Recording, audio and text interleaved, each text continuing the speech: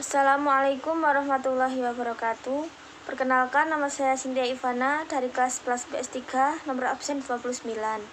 Teman-teman, saya di sini akan menjelaskan tentang revolusi Rusia dan diawali dengan 1. Latar belakang revolusi Rusia, 2. Pembahasan jalannya revolusi Rusia, dan 3. Dampak revolusi Rusia. Sebelum menuju ke latar belakang revolusi Rusia, kita harus mengetahui terlebih dahulu apa itu revolusi Rusia.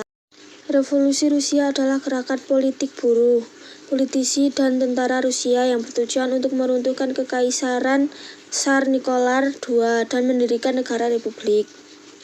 Revolusi Rusia adalah buntut dari krisis ekonomi, sosial, dan politik yang terjadi di Rusia pada awal abad ke-20 Masehi. Untuk yang pertama adalah pembahasan latar belakang revolusi Rusia.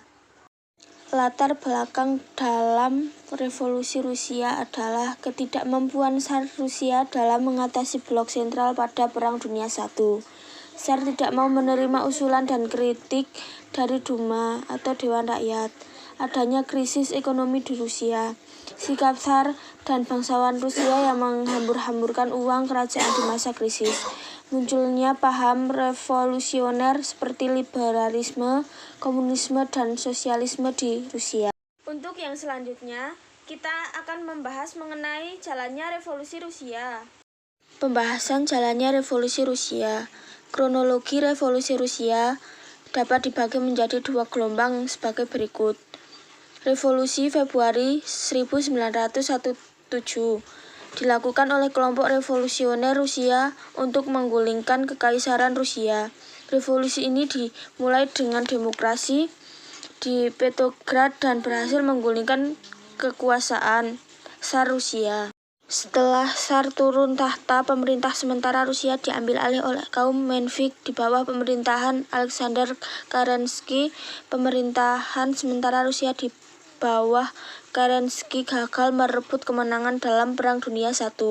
Selain itu, Kerensky juga tidak berhasil dalam melakukan reformasi tanah di Rusia sehingga menimbulkan kekecewaan di berbagai pihak. Oke teman-teman, untuk yang terakhir kita akan membahas mengenai dampak revolusi Rusia bagi masyarakat Indonesia. Dampak revolusi Rusia bagi dunia.